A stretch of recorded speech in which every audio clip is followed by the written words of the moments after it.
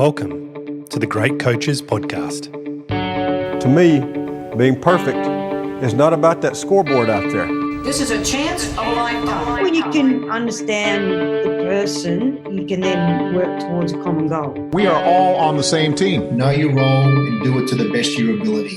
Focus on the fundamentals. We've gone over time and time again. Your defense has got to be better. Leave no doubt tonight. Great moments are born from great opportunity.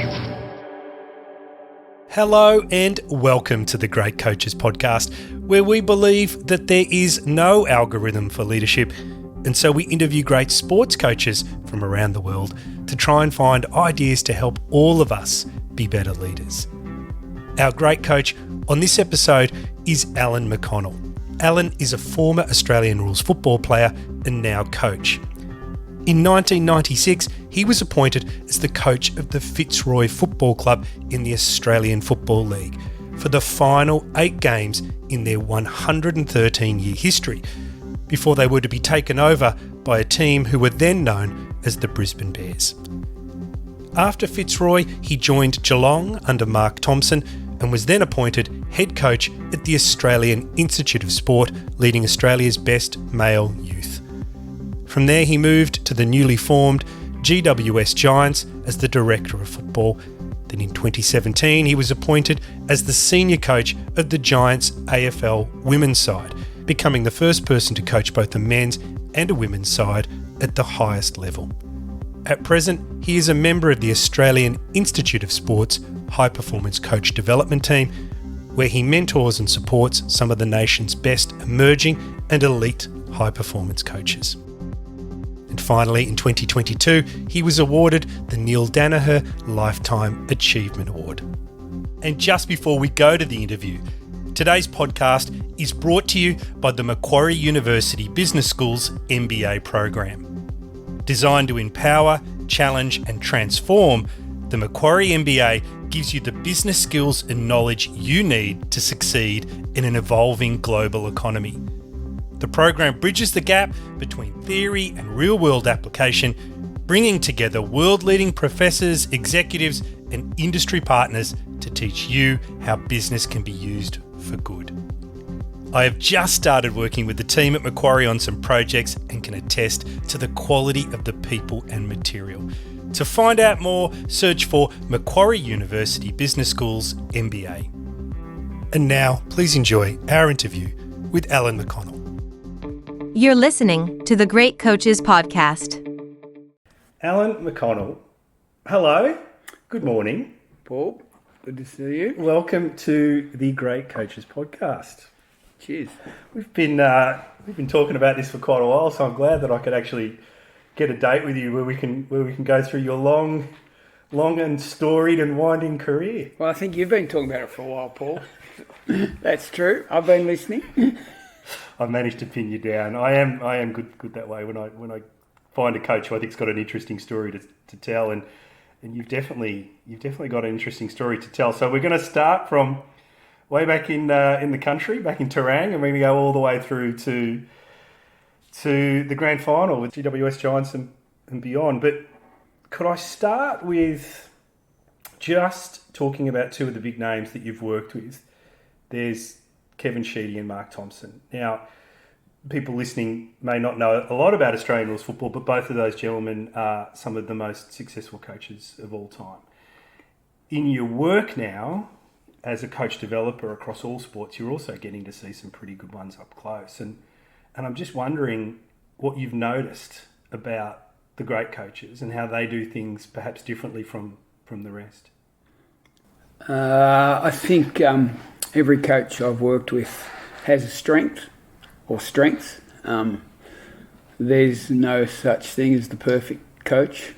We all aspire to be that, but I don't think I've met one yet.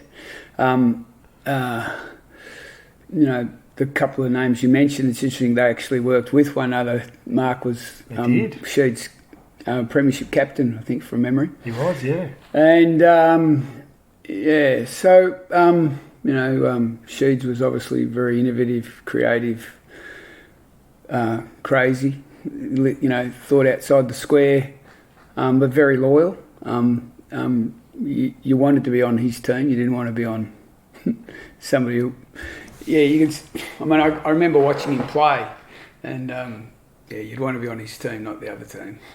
And Bomber, unbelievable capacity to teach the game, and I think a really underrated quality in coaching is patience, belief and patience, which means you need to give things time, and in high performance sport people often don't want to give you time.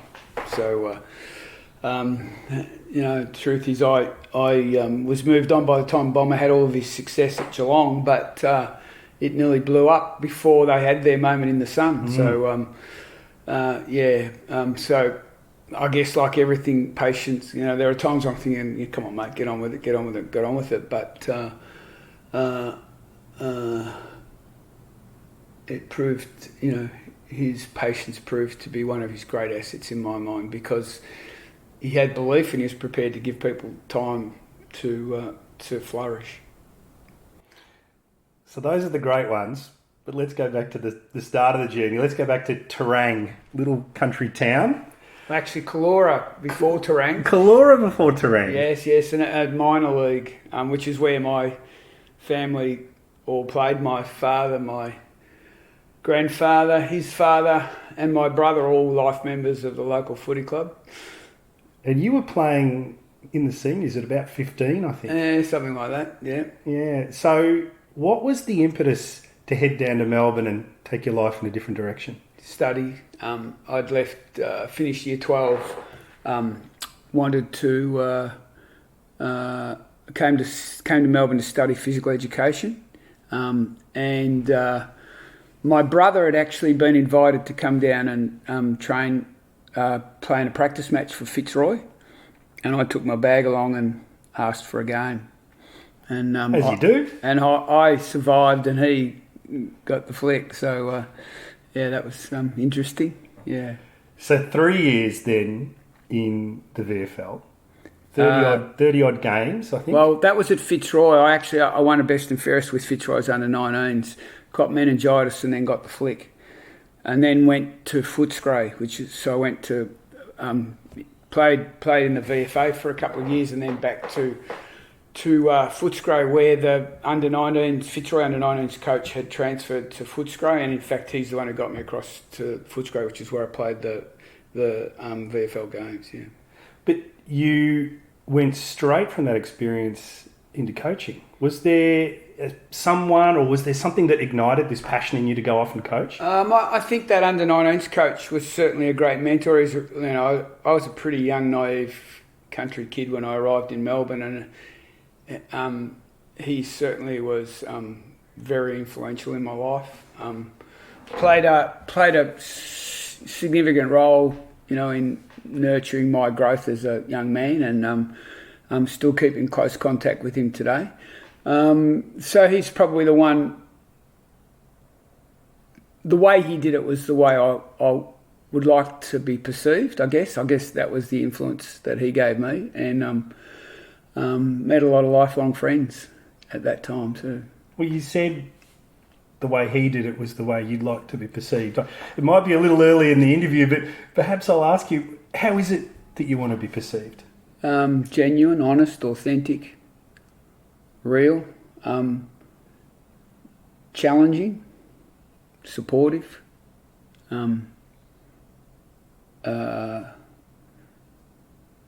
somebody who wants to make a difference but who cares. We're going to talk a little bit about care as we go through the interview, because it comes up a little bit in your story. But I'd like to hold it over for now if I could, because there's a few steps I think that we need to go through to sort of frame how care has come to be central to your approach to not only coaching, I think, but life as well. Yeah. So 96 comes around, you've been coaching, you've been doing well, and then there's this bloke in his 30s that's now coaching in the top league in Australia. But it's interesting, Alan, isn't it? Because you were coaching in the dying days of a club with a 113-year history. which... The centenary year of the competition. Now, look, I don't want to... There was a lot of ethical issues, and you and I have talked about these issues before, and I don't necessarily want to open up all those old wounds, but I'm interested to know how dealing with the closing down of an institution, the closing down of something that meant so much to people, has gone on to shape the person or the leader that you are today. Yeah, and I think the other bit I'd add to that is I had a pretty influential role at the end, being the head coach, but without any real authority in the context that the head coach had actually quit, and so I was catapulted in for the second time as the head coach in 2 years. And so, it was a slippery road in a lot of ways, very under-resourced, and some function but lots of dysfunction, and not necessarily a lot of authority or resources to be able to make a difference. And I reckon when you stand in front of a playing group or a group of athletes or in front of anybody and look to take a leadership role, you have to believe you can make a difference. And that was a real stretch. How did you cope with that then? Well, the reality is we weren't going to play great footy. That's the truth. We had, when I took over the second time in that final year, we had 8 games left. We'd won 1 game in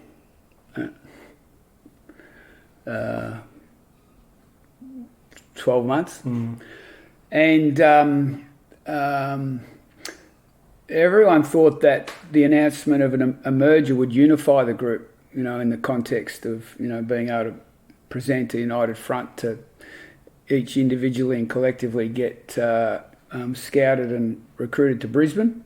And the reality is the opposite happened. It was 7 or 8 who almost immediately came to agreement with Brisbane that they were going to Brisbane. And so just for everybody there, the context is the team was closing down, but it was merging with the team at the far end of Australia. So it wasn't exactly close by. So we had 7 or 8 players who knew their destiny. We had another 8 or 10 who thought there was some chance of maybe being recruited to another club. We had a bunch of older blokes who figured their careers were over, and then we had a bunch of kids who had no idea what the system held for them going forward and where that might take them on their life's journey. So, in fact, it actually really polarised the group splintered the group in a whole lot of different ways, because those that had contracts sort of wanted to put their queue in the rack, didn't want to get hurt. And so, team environments are all very much about everybody putting their shoulder to the same wheel and pushing in the same direction. But we had lots of people pushing in different directions at that point within the playing group. And the other thing that happened was that supporters, members, board members, all had an agenda that they wanted to serve in terms of the politics that surrounded this demise of a 100-something-year-old club, and they wanted the players' voice to lend to their agenda. And so, I remembered having to tell the cheer squad, for example, to pull their head in, and if they produced banners with derogatory remarks about various entities going forward, that we would run around and we wouldn't go through them, because there was, the players in some regards were sort of pawns in the whole thing, if you like. And so I had a sense that I could, because I knew them pretty well, I'd been around for 5 or 6 years at this point, that I could look after them in a way that could unite them to a point, but also hold them to account for a set of standards so that we didn't look like a complete rabble.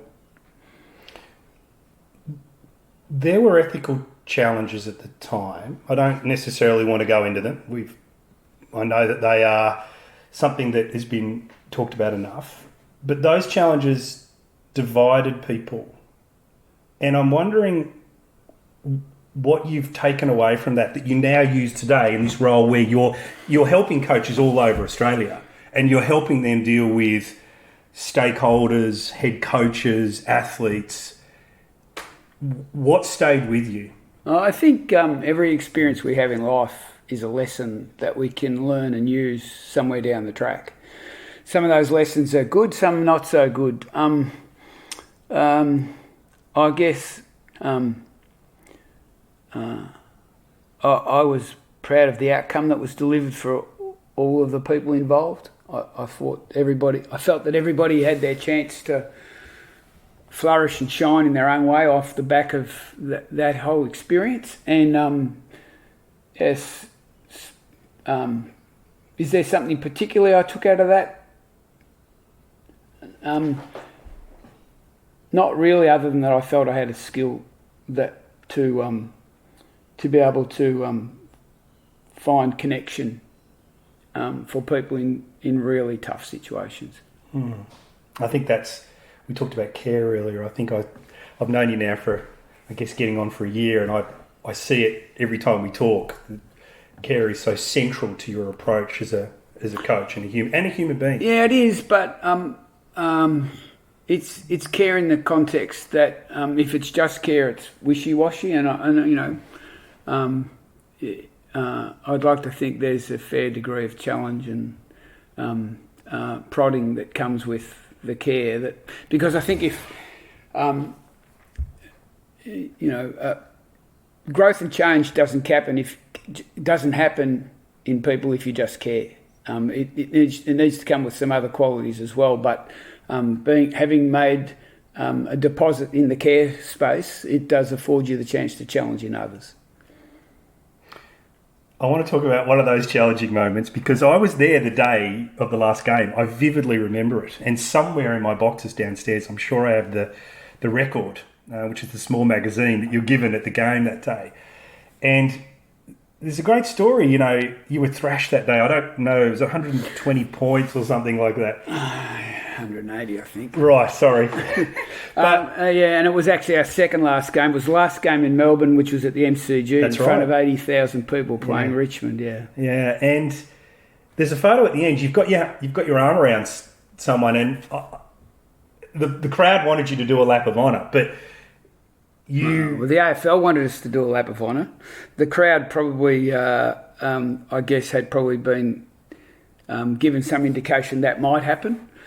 So post-game, I met Brad Boyd in the middle of the ground. Actually, we're standing in the centre circle, and a photographer has actually taken our photo.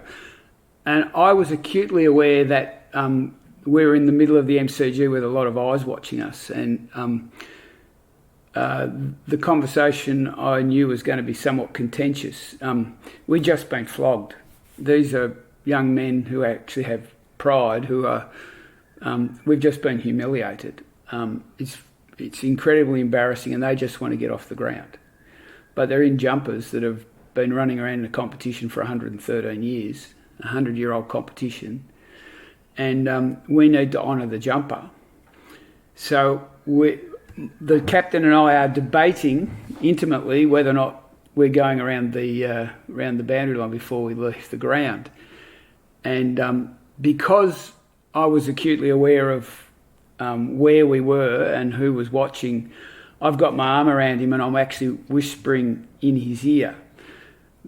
That photograph appeared in the 100th year annual general report for the AFL, and the caption on the bottom of the photograph refers to the intimate and caring relationship that exists between the captain and his coach. And the reality is we were having a ding-bong-dong battle, and there was a few expletives in the conversation driven by the captain, which basically centred around the fact that they were going to go straight down the race, and I was encouraging them to go via the boundary line and the Great Southern Stand to get there. So, yes, it's smoke and mirrors. The quote that I've got here, I don't know whether it's Brad Boyd or whether it's you that said it, but the quote is, you said to him, The reality is it's the jumper that's doing the lap of honour. We just happen to be the poor fools that are inside them. That's probably my line. It made me wonder, when I read it, it made me wonder, so many coaches, Alan, I've interviewed, talk about the power of the jumper, the power of the jersey, the power of the singlet. I would have heard it 150 times. But this is an instance where you've actually lived it and experienced it and seen a crowd of people react to it. It was far more than just that last game. I mean, with the 8 games where I took over, it was the post-match celebration was actually far more like a wake, and it became more and more like a state funeral each week, and it was quite wearing. But what I think the real lesson for me is just how significant, particularly in Victoria, the AFL is ingrained in the culture and of the community and the community spirit that it drives within Victoria particularly, but across the country.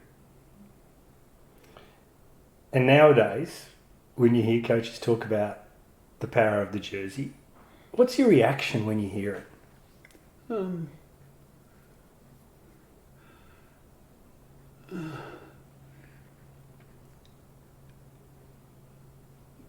Good question. I think I would articulate that it's not the jersey that's the power; it's the people in the jersey, and the jersey, I guess, is in some way a physical representation of the connection that exists, and maybe when that jumper has a long history, maybe it comes with some other responsibilities, some of which I think organisations are better at embracing than others.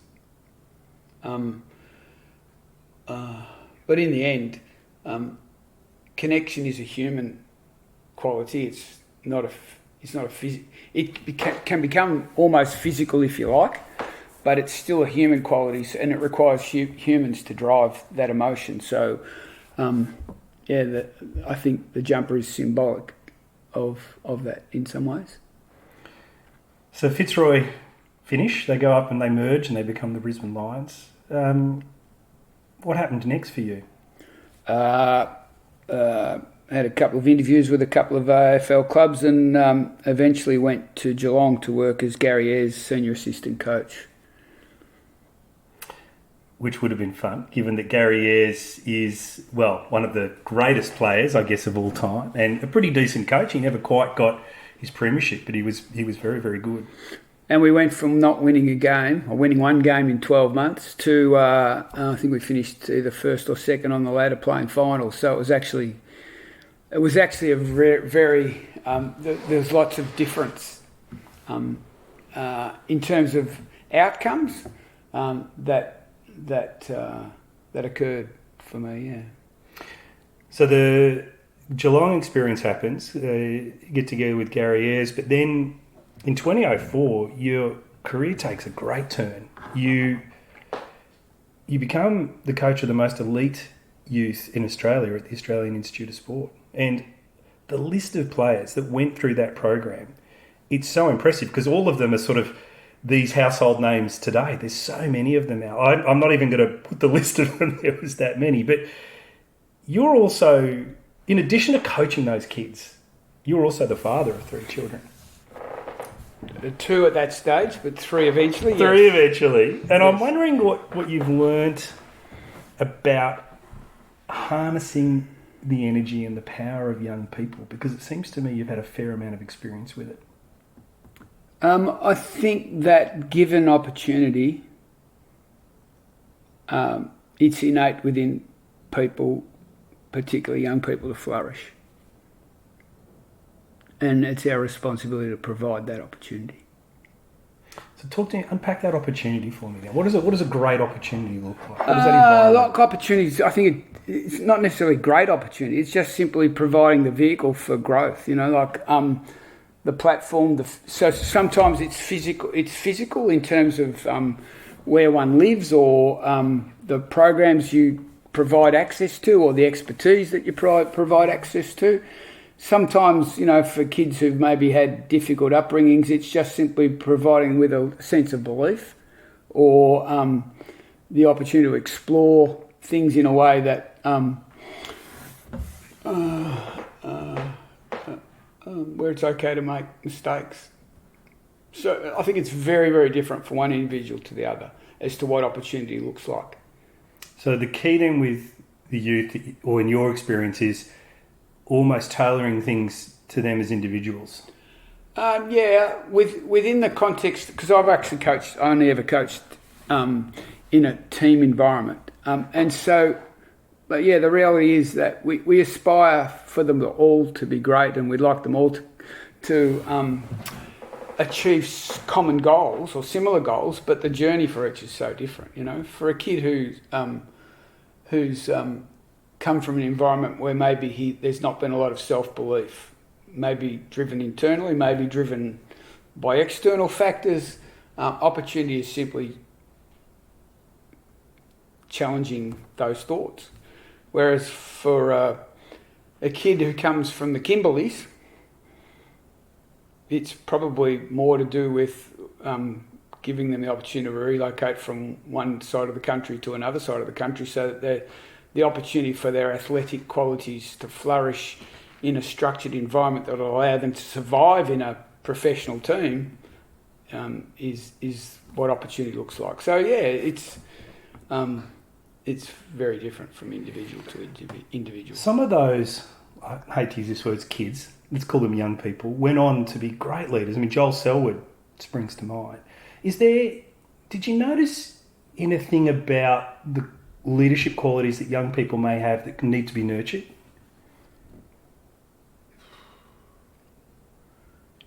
Specifically, no. I think the guys who all went on to to become captains of their AFL teams in that role, I think there was 5 or 6 of them. They all probably had those qualities to some degree or other, long before I met them. So, there's an element of leadership that I think is innate. There's an element of leadership that I think stems from a self-belief that allows you to look outside of yourself in a way that does allow you to influence others. There's nothing that really jumps out in being able to answer that question specifically. So 2009 comes along, you've been coaching these terrific young athletes, and then you're the first employee of a new franchise, so the GW Giants. Yep. You're a life member of the club now, yes. And you've watched that club grow from having, a group of young kids playing there. They were 17, I think, when they had their first team. Now they've played off in a grand final and they're ascendant again. And I'm wondering, as you reflect on the growth of that club, what you've learnt around the building blocks that teams need to put in place in order to thrive. I think the Giants' journey has been remarkable in the context that we'd like to think that growth is linear, and in fact, it rarely is. But if you look at the first 10 years of the Giants, from conception to playing off in a grand final, the growth was pretty linear in just about any parameter you'd like to measure.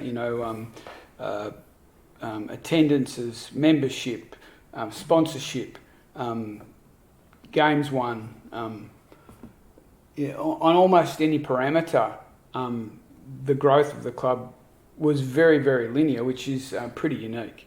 Now, the truth is, I think there's some great decisions that were made along the way that contributed to that, and there's also a little bit of luck. The way we put our list together in the first instance was in part driven by the fact that we were always going to struggle to attract mature experienced players from other lists into our environment, because the perception was that you wouldn't want to come and live in Western Sydney, which is crazy. Because totally crazy. It's very beautiful. Indeed.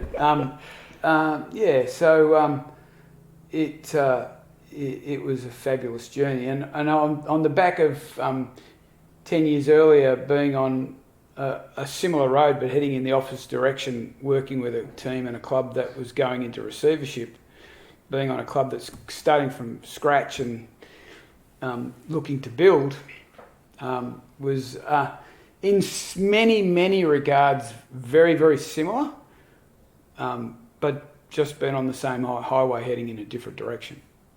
Well, what about the block? What were the big things that the Giants got right? You said they made some good decisions. What were those things? Well, look, I can really only talk from the performance side of the club, and professional sporting clubs are big organisations. It takes lots and lots of people and decisions and resources to make it work, and there's lots and lots of fabulous people that have made a contribution to our footy club.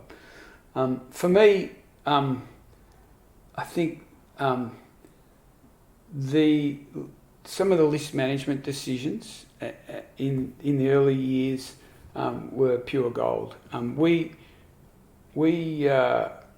bulk of our experience was actually guys at the very, very end of their careers, all of whom we contracted for 1 or 2 years to play, but all of whom had contracts to shift from a playing career into a coaching career on our coaching staff beyond the end of their playing career.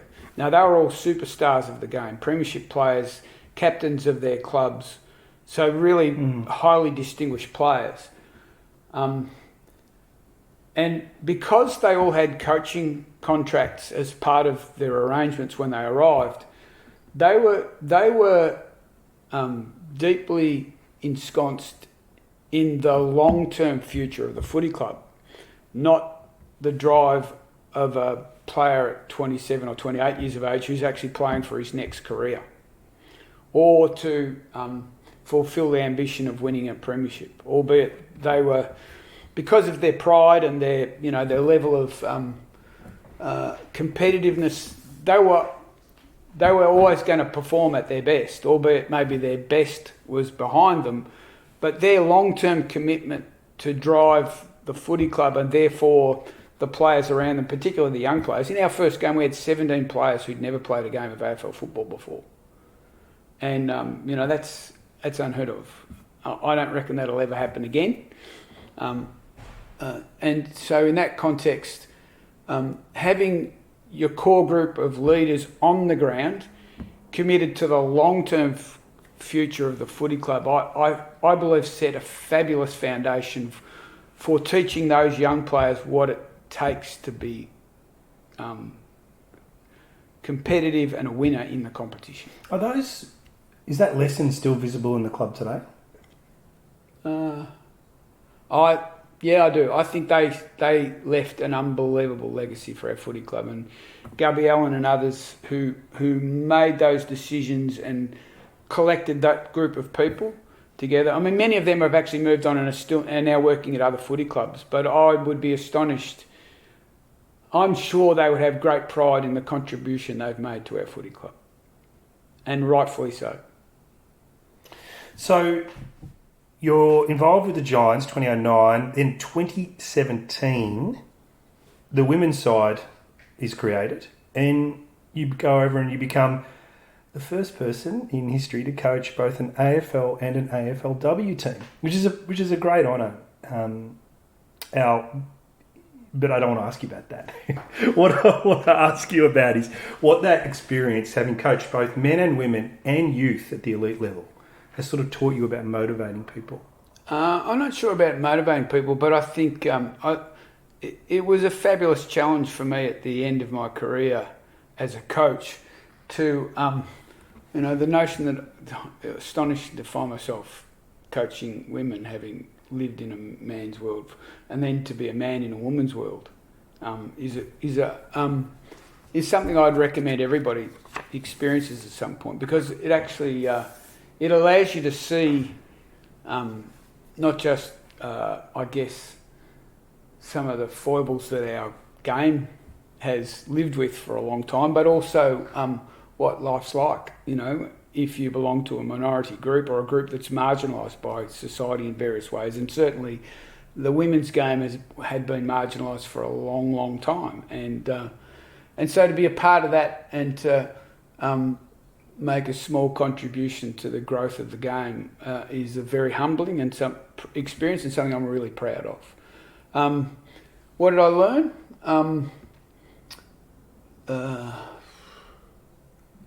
Flexibility. I learnt that the game is fundamentally the same no matter where you play it or what level you play it at, but tailor-making the program to fit the needs of the people that you're working with. What works in situation A doesn't necessarily work in situation B, and so the ability to be flexible and creative and think differently around that is a great challenge. We also have talked about that quote, which I first came across from Anson Dorrance, and I think that's where you saw it too, which is, men need to perform to feel like they belong, whereas women need to belong in order to feel like they perform. Do you believe that? 100%. Look, I think that's very true. What I would also say is that over my time coaching in the male space, the men have probably become more and more and more like that as we've broken down the myths of what it is to be a male or a man. I think men are allowed to be much more sensitive beings now than they traditionally have been. So I'd say that, in my view, the male space has transitioned more towards the need for the connection. But I'd also argue that over time, I think as the women become more hardened, if you like, to the professional environment in a football, AFL football sense, that the opposite will be true for them. So, there's no doubt that's true. The need for the women that I coach to feel valued and worthy and supported certainly was central to growth and change for them. There's this great documentary that our friend Shauna Keogh put together about Cora Staunton, the Irish athlete that comes across to Australia, and at the age of 36, she becomes an AFLW player, and you're all through that documentary because you're teaching her. You're teaching someone to learn a new game, and it's a fascinating watch. I'll put the link to the documentary in the show notes. But you've got a teaching background at school, but how did that experience sharpen up your teaching skills?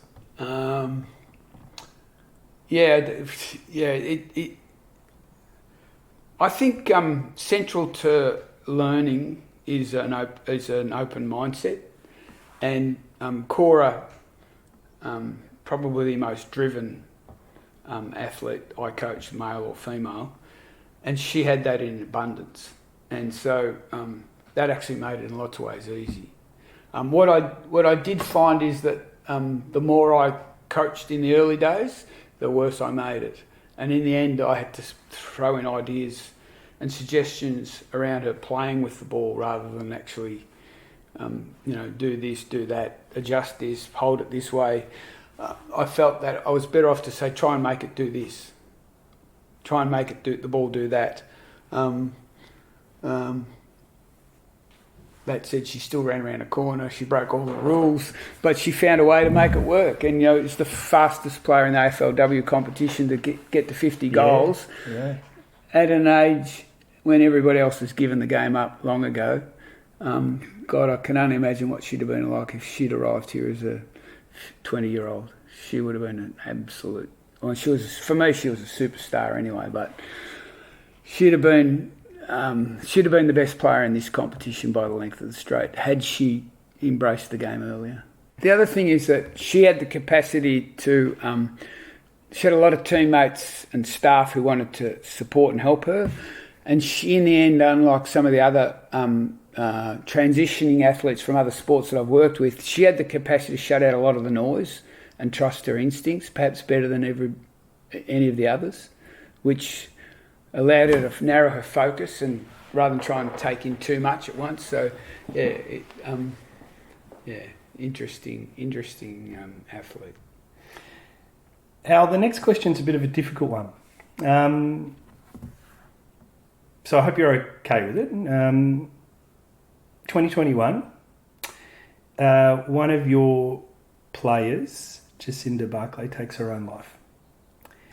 Now, you haven't spoken about it publicly, something you and I have talked about.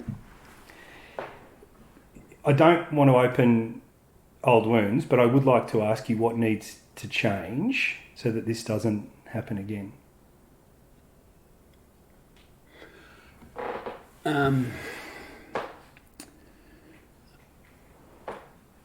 The truth is there's no answer to that question, because I don't think in Jacinta's case, if anything changed, it would change the outcome.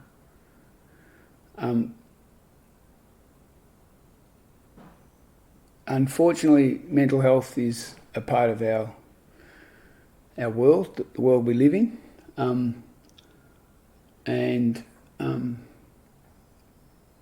unfortunately, Jacinta suffered from that illness, or a form of that illness.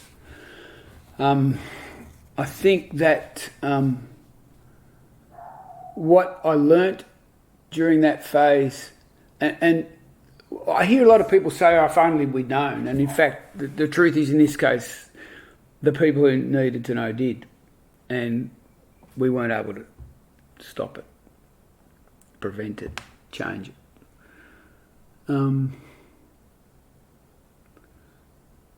But what I do know is that for people who are in the depths of despair, there's actually nowhere for them to go. If you have no money, no resources, and the medical system says you don't need to be in hospital anymore, well, where do you go? And in the context of, if your life's in turmoil, the reality is you piss people off, you annoy people, and so you marginalise your support group after a period of time if that's the nature of the illness that you're suffering.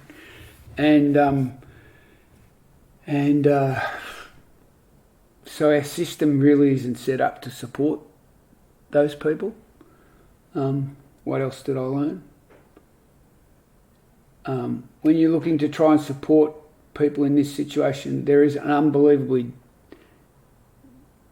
there is a huge difference in having somebody ring you to ask if they can help, and you having to ring them to ask for help. And that is, so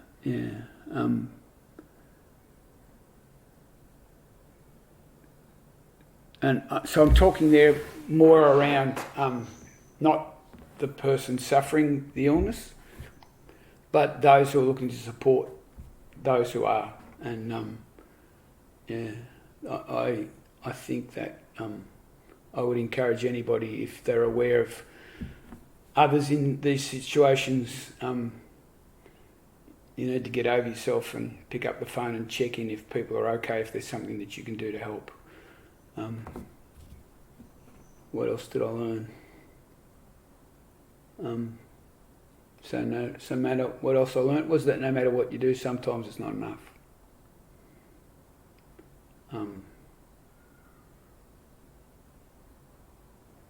I learnt that I learnt through my experience with Jacinta that even though you think you know them, sometimes you don't. I learned an awful lot about Jacinta after her death that I didn't know about her before, and I wish I'd known those things. Would it have made any difference? No, but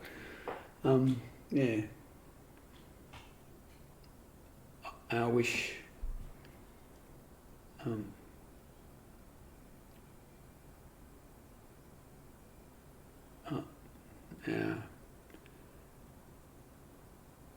And I think Jacinta losing her life was a huge waste, because I know that if she'd been a male athlete, she wouldn't have been.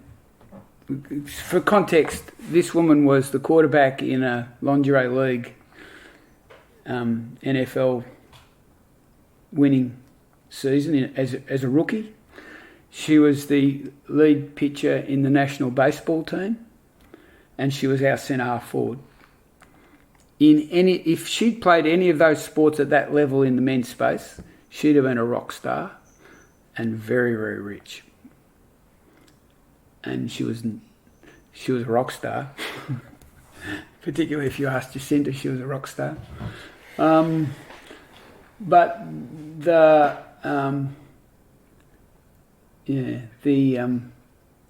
support she had around her at the end and the financial resources she had would have been very different if she'd been a male. And that sits in my guts a bit. What support was available for you after it happened? I have a good family. That's probably where it ended.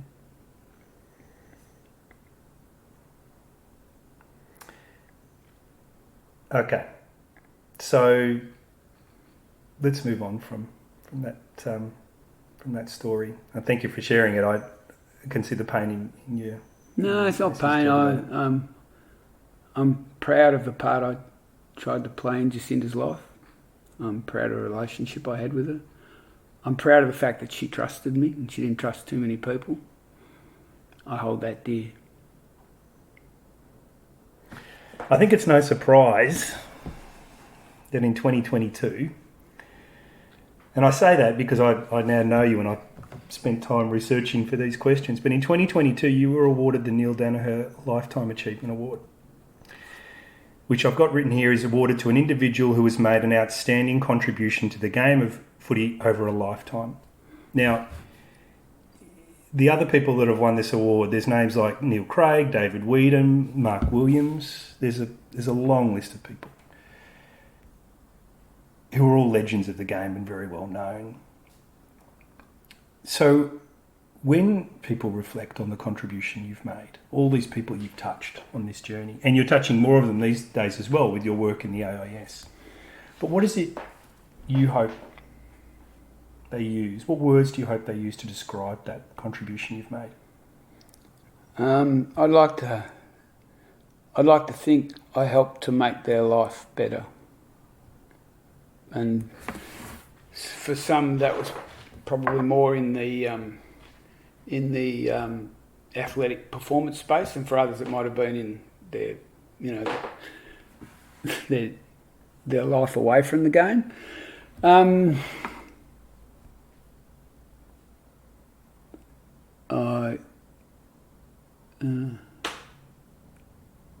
I know I didn't please everybody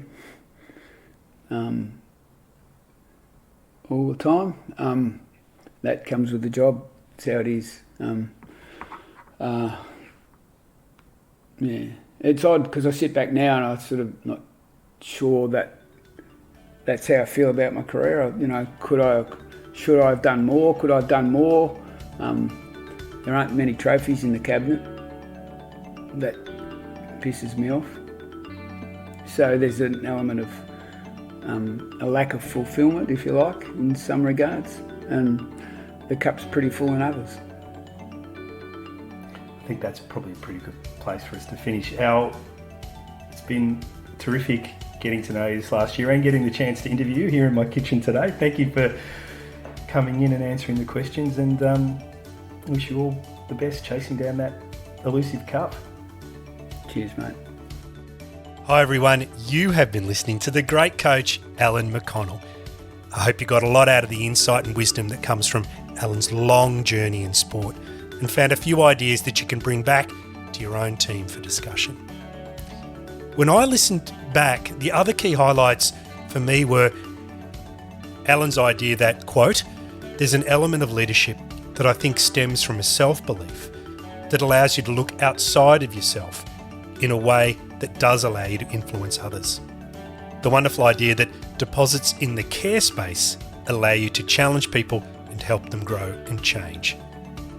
And the very personal story he shares about dealing with the tragic passing of one of his players, Jacinda Barclay. I hope you enjoyed it as much as I did. And just before we go, if you have any feedback, then please let us know. Just like Owen Mooney, who, after listening to our interview with Liam Sheedy, said, "Another brilliant episode from the @Coaches Great." Thanks, Owen. We love the feedback, the notes, the letters, the correspondence we get from people all over the world. It keeps us going. So please, if you have a few minutes to drop us a note, we'd appreciate it. The energy from our audience keeps us going, and we hope to keep going for a long while yet. All the details on how to connect with us are in the show notes or on our website, thegreatcoachespodcast.com.